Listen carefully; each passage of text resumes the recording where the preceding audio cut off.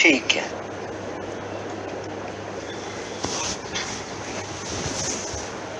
हरि ओम। वसुदेव सुतं देवं कंस चाणूरमर्दनं देवकी परमानन्दं कृष्णं वन्दे जगद्गुरुं।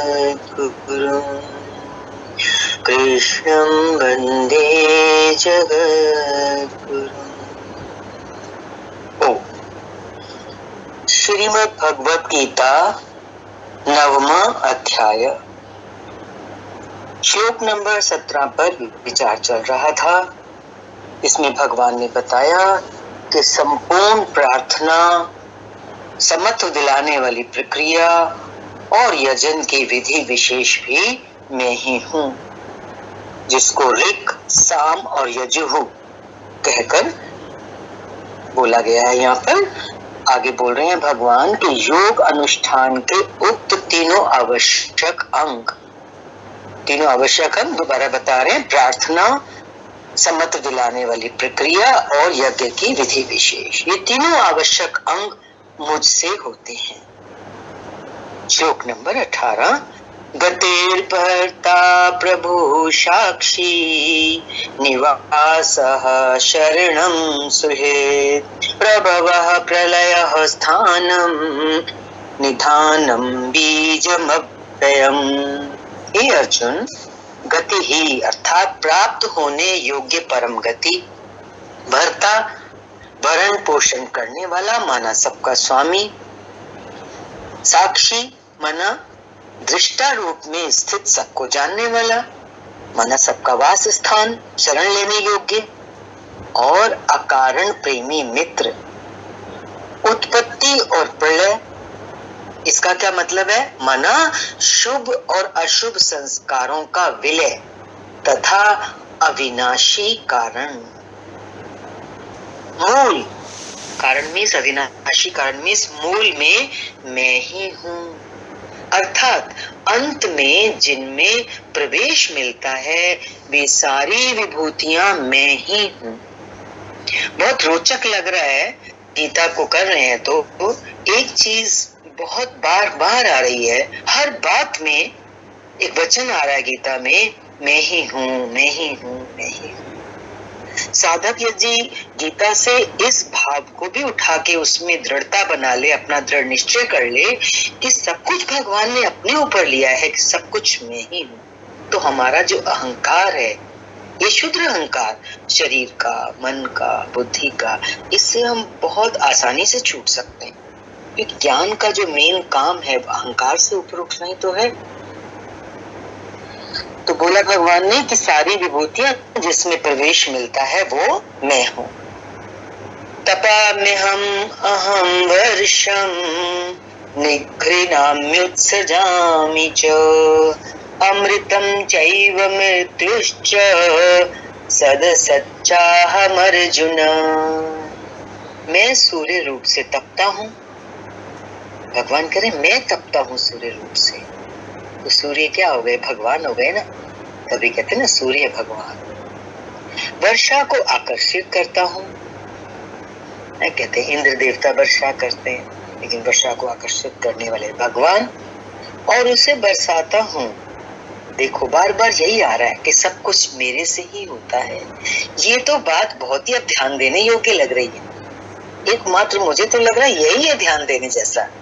हर चीज में भगवान अपने को ला रहे हैं सामने। मैं ही हूँ, मैं ही करता हूँ, मैं आकर्षित करता हूँ, मैं तपता हूँ, मैं बारिश को बरसाता हूँ, और मृत्यु से परे अमृतत्व, जन्म मृत्यु से परे जो अमृतत्व है, जो अमरता है, और मृत्यु, सत और असत सब कुछ मैं ही, अर्थात जो परम प्रकाश प्रदान करता है वो सूर्य में ही हूँ।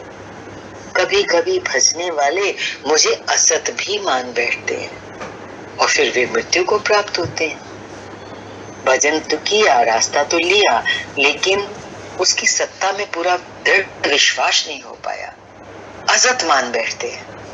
चलते हैं उस रास्ते पर उस परमात्मा की सत्ता को पूर्ण रूपेण स्वीकार नहीं कर पाता अंतःकरणगत, तो फिर ऐसी अवस्था में उस व्यक्ति को क्या होता है, वो मृत्यु को प्राप्त होते हैं। ऐसे लोग आगे कहते हैं, त्रैविद्या माम सोम पापूत पापा यज्ञैरिष्ट्वा स्वर्गतिं प्रार्थयन्ति ते पुण्यमासाद्य सुरेन्द्रलोकम् अश्नन्ति दिव्यान् दिवि देव भोगान्। आराधना विद्या के तीनों अंग जो अभी 18वें-17वें श्लोक में आए थे, ऋक्, साम और यजु, अर्थात प्रार्थना, समत्व की प्रक्रिया और यज्ञ का आचरण करने वाले ये तीनों अंग, और सोम माना चंद्रमा के क्षीण प्रकाश को पाने वाले पाप से मुक्त होकर पवित्र हुए पुरुष उसी यज्ञ की निर्धारित प्रक्रिया द्वारा मुझे इष्ट रूप में पूज कर स्वर्ग के लिए प्रार्थना करते हैं।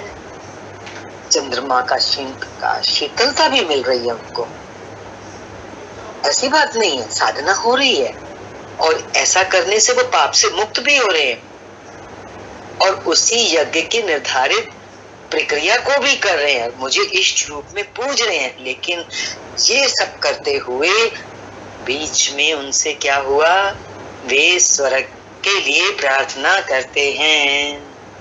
यही असत की कामना है। असत को मान लिया ना, ऊपर आया था, असत को मान लेते हैं।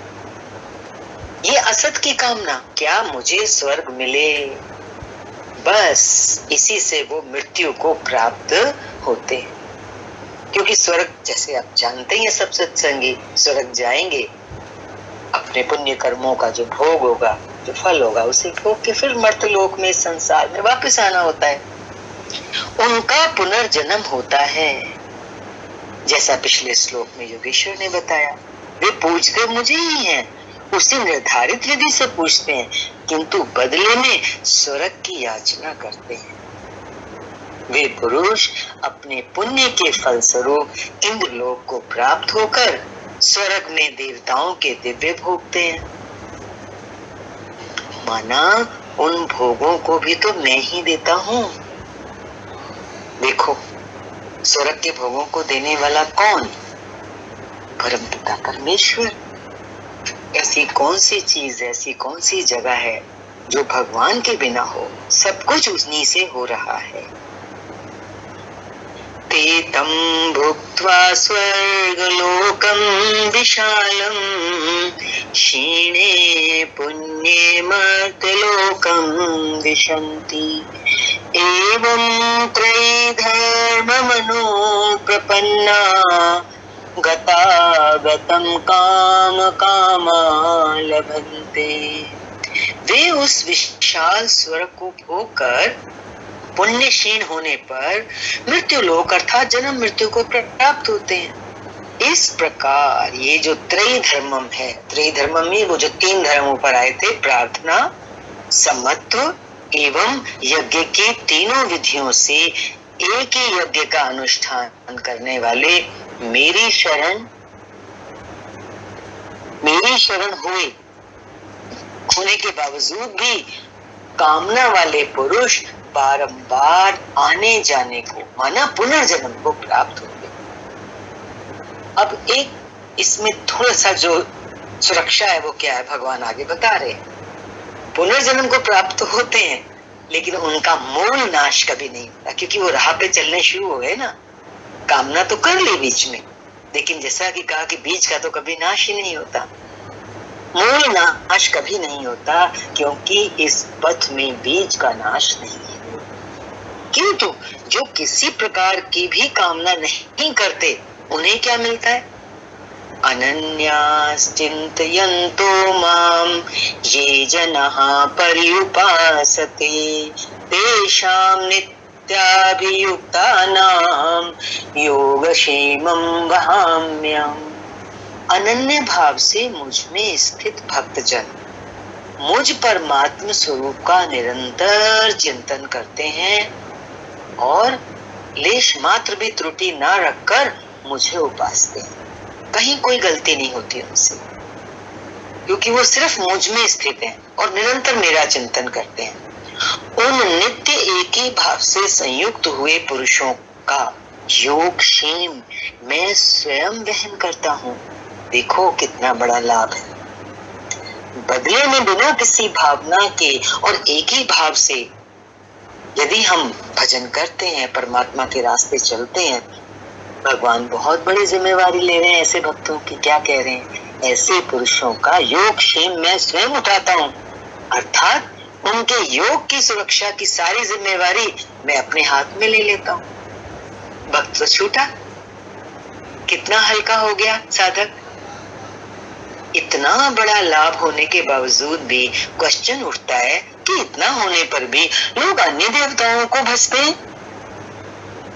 आगे बता रहे हैं, ये प्यन्य देवता भक्ता, ये प्यन्य देवता भक्ता यजन्ते श्रद्धयान्विताः तेऽपि मामेव कौन्तेय यजन्त्य विधिपूर्वकम्। कौन्तेय, श्रद्धा से युक्त हुए जो भक्त दूसरे दूसरे देवताओं को पूजते हैं, वे भी मुझे ही पूजते हैं। क्या कारण है? क्योंकि वहां देवता नाम की कोई वस्तु तो होती नहीं, लेकिन उनका वो पूजन जो है वो अविधि पूर्वक है, गलत है, मेरी प्राप्ति की विधि से रहित है। देवताओं का पूजन अविधि पूर्वक क्यों बता दिया? क्योंकि वो मुझे प्राप्त नहीं होंगे। देवताओं को पूजने वाले मेरी प्राप्ति की विधि से वो रहित है। यहाँ योगेश्वर श्री कृष्ण ने दूसरी बार देवताओं के प्रकरण को लिया है।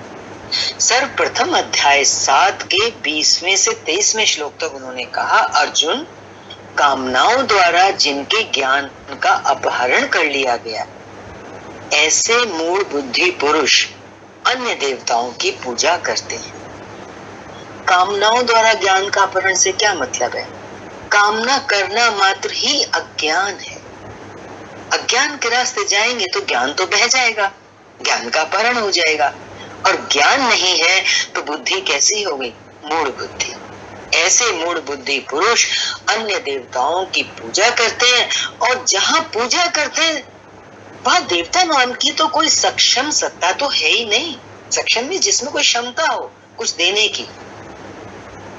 पीपल, पत्थर, भूत, भवानी अथवा अन्यत्र जहां उनकी श्रद्धा झुक जाती है वहां कोई देवता नहीं है, बल्कि भगवान कह रहे हैं आगे, मैं सर्वत्र हूँ। जिस स्थान पर वो देवता को पूज रहे हैं उस स्थान पर तो मैं ही खड़ा होकर उनकी देव श्रद्धा को उन स्थानों पर स्थिर करता हूँ, क्योंकि उनकी श्रद्धा उनमें, तो मैं उनकी श्रद्धा उसमें स्थिर कर देता हूँ जिस देवी देवता में वो श्रद्धा रखते हैं। देखो, श्रद्धा को स्थिर भी भगवान ही कर रहे हैं, क्योंकि वह देवता नाम की तो कोई चीज है नहीं जो उनकी श्रद्धा को पानी दे सके, भक्त की श्रद्धा को। और फिर भक्त ने तो पूजा करी, श्रद्धा रखी उस देवता में, तो फल तो मिलना ही चाहिए ना। तो भगवान कह रहे हैं, मैं ही फल का विधान करता हूँ, माना फल दे देता हूँ। फल निश्चित मिलता है, इसमें भी कोई शक नहीं है, किंतु उनका फल नाशवान है। क्यों नाशवान है? आज है तो कल भोगने में आ जाएगा, क्योंकि देवी देवताओं के पास कोई क्यों जाता है? अपनी कामनाओं को पूर्ण करने के लिए, भोग मांगने के लिए जाते हैं। तो भोग कैसे हैं? भोग तो नष्ट होने ही वाले हैं, क्योंकि जब उनको भोग लेंगे तो समाप्त। आज भोग मिल जाएगा, इच्छा पूरी हो जाएगी, कल वो खत्म। आज तो है भोग, लेकिन कल भोगने में आ जाएगा, नष्ट हो जाएगा। जबकि मेरा भक्त मीन्स जो मुझ में श्रद्धा रखता है, ना कि देवी देवताओं में। मेरा भक्त नष्ट नहीं होता, अतः वे मूढ़ बुद्धि जिनके ज्ञान का अपहरण हो गया है वही अन्य देवताओं की पूजा करते हैं। प्रस्तुत अध्याय 9 के 23 से 25वें श्लोक तक योगेश्वर श्री कृष्ण पुनः दोहराते हैं। ये 9 अध्याय चल रहा है और अभी हमने 23 श्लोक किया है, 23 से 25वें तक भगवान इसी बात को कह रहे हैं। क्या कह रहे हैं? अर्जुन, जो श्रद्धा से अन्य अन्य देवताओं को पूजते हैं वे मुझे ही पूजते हैं, लेकिन उनका जो पूजन है ना वो अविधि पूर्वक है। वहां देवता नाम की सक्षम वस्तु नहीं है, उनकी प्राप्ति की विधि भी गलत है। अब प्रश्न उठता है, सामान्य व्यक्ति यही कहेगा कि जब वे भी अंत में आपको ही पूज रहे हैं, बोला ना भगवान ने कि जब वो देवी देवताओं को पूजते हैं तो होता तो मैं ही हूं वहां पर, तो प्रकारांतर में आपको ही पूजते हैं और उनको फल भी मिलता ही है। अभी बोला भगवान ने कि फल तो उनको मिलता है, मैं ही देता हूं फल, तो फिर इसमें दोष क्या है, बुरा क्या है, गलती क्या है? आगे बता रहे हैं भगवान, अहम ही सर्वयज्ञानां भोक्ता च प्रभुरेव च न तुम मां विजानन्ति तत्त्वेनास्त्यश्चवन्ति ते। संपूर्ण यज्ञों का भोक्ता अर्थात यज्ञ जिसमें विलय होते हैं, यज्ञ के परिणाम में जो मिलता है वो मैं हूं और स्वामी भी मैं ही हूं, परंतु वे मुझे तत्व से भली प्रकार नहीं जानते, इसलिए गिरते हैं। गिरते हैं मीन्स वे कभी अन्य देवताओं में गिरते हैं और तत्व से जब तक नहीं जानते तब तक कामनाओं से भी गिरते हैं। ऐसा करने से ऐसे भक्तों की, साधकों की गति क्या होती है? अगले श्लोक में बता रहे हैं, यान्ति देवव्रताः देवान् पितृयान्ति पितृव्रताः भूतानि यान्ति भूतेज्या यान्ति मद्याजिनोऽपि माम्। अर्जुन, देवताओं को पूजने वाले देवताओं को प्राप्त होते हैं। देवता है तो परिवर्तित सत्ता है ना, सुना है हमने सत्संगों में कि इंद्र की भी एक अवधि होती है गद्दी पर बैठने की, फिर उससे भी ज्यादा तपस्या जब कोई कर लेता है तो इंद्र का स्थान उसको मिल जाता है। तो देखो देवताओं की भी स्थिति, उनकी भी सत्ता कैसी हो गई, परिवर्तित हो गई। तो हम जो देवताओं को पूजें अगर, तो हमें देवता प्राप्त हो जाएंगे ज्यादा से ज्यादा। देवताओं को पूजने वाले भगवान कह ही रहे हैं, देवताओं को पूजने वाले देवताओं को प्राप्त होते हैं, और देवता हैं तो परिवर्तित सत्ता, उनकी भी गद्दी परिवर्तनशील है। वे अपने सदकर्म अनुसार जीवन व्यतीत करते हैं और पितरों को पूजने वाले पितरों को प्राप्त होते हैं। इसका क्या मतलब है? पितरों को प्राप्त होते हैं अर्थात अतीत में, पास्ट में उलझे रहते हैं। भूतों को पूजने वाले भूत होते हैं, भूत मीन्स शरीर धारण करते हैं। तो इन सब प्रकार के साधकों का, भक्तों का ये परिणाम होता है। भगवान इसलिए इस चीज को खोल के समझा रहे हैं और आगे कह रहे हैं, और मेरा भक्त मुझे प्राप्त होता है।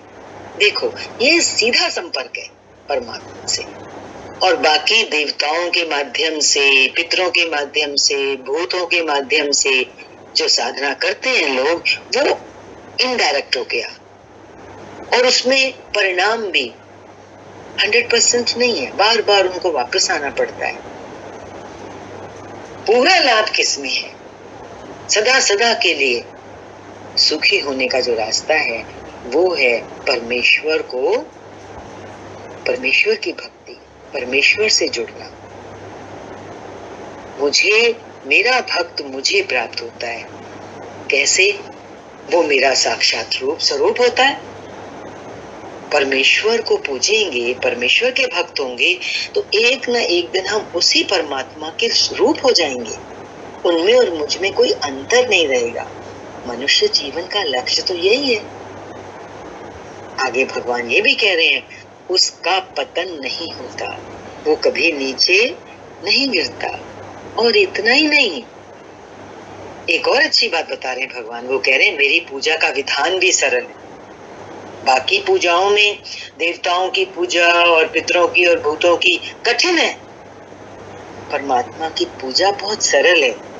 अगले श्लोक में बता रहे हैं भगवान, पत्रम पुष्पम फलम तोयम यो मे भक्त्या प्रयच्छति तदहं भक्त्युपहृतम अश्नामि प्रयतात्मनः।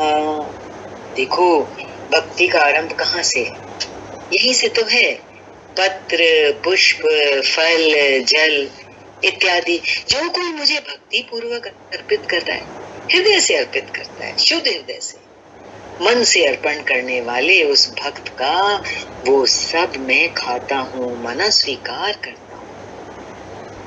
कितना प्रेम दे रहे हैं भगवान कि भक्ति से, भक्ति पूर्वक जब भक्त अपने परमात्मा को कुछ भी अर्पण करता है तो भगवान उसको स्वीकार करते हैं। मीन्स ऐसे भक्तों को प्रेम करते हैं। इसलिए अगला श्लोक कह रहे हैं भगवान, यत् करोषि यदश्नासि यज्जुहोषि ददासि यत् तपस्यसि कौन्तेय तत्कुरुष्व मदर्पणम्। अर्जुन, तू जो ये यथार्थ कर्म करता है, तू जो कर्म करता है, से लिखा कर्म करता है, पर अर्जुन कौन सा कर्म करता है? यथार्थ कर्म, नियत कर्म। जो खाता है, जो हवन करता है, जो तू समर्पण करता है, दान देता है, मन सहित इंद्रियों को जो मेरे अनुरूप तपाता है, उस मालिक को पाने के लिए हम तपस्या करते हैं, अपने मन को तपाते हैं, इंद्रियों को तपाते हैं, और वो सब मुझे अर्पण कर। जो कुछ तू करता है मुझे अर्पण कर। मुझे अर्पण करने से क्या मतलब है? मेरे प्रति समर्पित होकर ये सब कर। जो कर्म हम करें, अर्जुन को सामने रख के भगवान हमें बता रहे, कर्म में जब हम प्रवृत्त हों, गीता जिस कर्म के लिए हमें हाथ पकड़ के चलाना चाह रही है, हम उस रास्ते पे आए और क्या समझें कि कुछ भी जो नियत कर्म जब हम करें, तो नियत कर्म में क्या है? जो कुछ भी हम करें वो समर्पण भाव से करें, भगवान के चरणों में समर्पित होके करें। समर्पण करने से क्या होगा? समर्पण करने से योग के क्षेम की जिम्मेदारी मैं ले। योग की जिम्मेदारी तो भगवान ने बोला ही है, लेकिन योग सुरक्षित भी रहे, क्षेम माना क्या? सुरक्षित रहे, रास्ता पूरी तरह से तय हो जाए, वो जिम्मेदारी भी भगवान कह रहे हैं मैं ले लूंगा।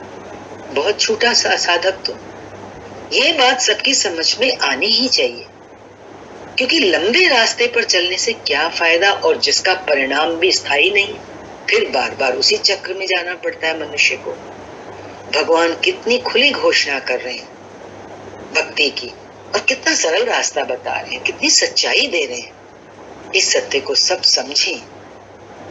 इस प्रकार श्लोक नंबर 28, शुभाशुभ फलैरेवं मोक्षसे कर्म बंधनैः संन्यास योग युक्तात्मा विमुक्तो मामुपैष्यसि।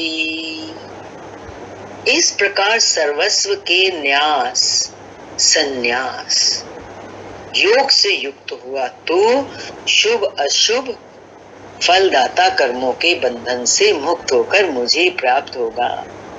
सर्वस्व का न्यास, संन्यास क्यों बता दिया भगवान ने? भगवान ने बोला ना, मेरे प्रति समर्पित होके कर। तो जब सब कुछ भगवान के ऊपर ही छोड़ दिया तो हमारा तो सब कर्मों से न्यास हो गया ना, संन्यास ही हो गया, और फिर तो योग लग ही गया। योग से युक्त हुआ तो शुभ अशुभ फलदाता कर्मों के, फिर हमसे शुभ कर्म पार लगे या अशुभ हो कोई कर्म से हो, उसका जो भी फल होगा उन कर्मों के बंधन से हम तो मुक्ति मुक्त है, क्योंकि भगवान ने अपने ऊपर ले ली जिम्मेवारी। तभी कह रहे हैं कर्मों के बंधन से मुक्त होकर तू मुझे प्राप्त हो। हम तो कहते हैं ये बात सबकी समझ में जल्दी आए। हमें स्वयं लग रहा है यहाँ पर कि कितनी डायरेक्ट तार परमात्मा से एक बार जुड़ जाए, और सीधी तार परमात्मा से जुड़ने से क्या मतलब है? हम अपने को बिल्कुल पीछे हटा करके मालिक को सामने रख के हर पल हर क्षण उसके पीछे पीछे चले, उसके समर्पित होके चले निरंतर। एक क्षण भी ऐसा ना हो जब वो मुझे भूले। तो देखो भगवान सारी जिम्मेदारी ले रहे हैं और इस नियत कर्म का जो परिणाम है वो भी बहुत अच्छा है। हम परमात्मा से मिलकर एक हो जाते हैं, जिसका परिणाम है जन्म मरण से मुक्ति, अमरता। उपरयुक्त तीनों श्लोकों में योगेश्वर श्री कृष्ण ने क्रमबद्ध साधन और उसके परिणाम का चित्रण किया है। नंबर 1, सबसे पहले भगवान ने बोला पत्र पुष्प फल जल का पूर्ण श्रद्धा से अर्पण। साधारण से साधारण क्रिया है, देखो कुछ मुश्किल नहीं है, लेकिन इसमें एक बात है, क्या पूरी श्रद्धा चाहिए। ऐसे कोई पत्र पुष्प फल जल चढ़ाए तो नहीं, सोचे बड़ा आसान बता दिया भगवान ने तो, पर देखो श्रद्धा कहाँ होती है? हमारे हृदय में होती है। हमारे हृदय की गहराई ही तो हमारी श्रद्धा है, हमारे निश्चय की दृढ़ता ही तो हमारी श्रद्धा है। निश्चय की दृढ़ता, मात्र एक परमात्मा की सत्ता है, पूरे ब्रह्मांड में दूजा न कोई। ये भाव जब जितना ज्यादा से ज्यादा दृढ़ हो जाए, फिर तुम आंख बंद करके एक पत्ती भी चढ़ाओ तो पूजा हो गई, साधना हो गई। दूसरा भगवान ने क्या बोला? समर्पित होकर कर्म का आचरण कर, मेरे ऊपर छोड़ दे। हम कुछ भी करें तो हमें ये ना लगे मैंने कुछ किया, तो अहंकार आ जाता है ना। और भगवान तो तभी मिलेंगे जब हम अहंकार से छूटेंगे, और अहंकार से कब छूटेंगे? Total surrender. हे प्रभु मैं नहीं, बस तू ही तू, तू ही तू। फिर जो भी हमसे पार लगे, जो भी हमसे कर्म हो, इतना समर्पण। और तीसरा बोला पूर्ण समर्पण के साथ सर्वस्व का त्याग। सर्वस्व का त्याग माना क्या? मेरा क्या है? जो है सो तेरा है, कुछ नहीं लागे मेरा। जो आज मेरे पास है वो तो मालिक तेरा दिया हुआ है, तेरी अमानत है। इतनी अंदर में शुद्धता, ये बहुत अंदर की चीजें हैं। सर्वस्व का त्याग जब आया तो बैठे तो हम हर चीज के अंदर ही होंगे ना, चारों तरफ माया से घिरे हुए, लेकिन हमारी मनस्थिति क्या है? मनस्थिति ये है सब कुछ तेरा है, मेरा तो कुछ भी नहीं है।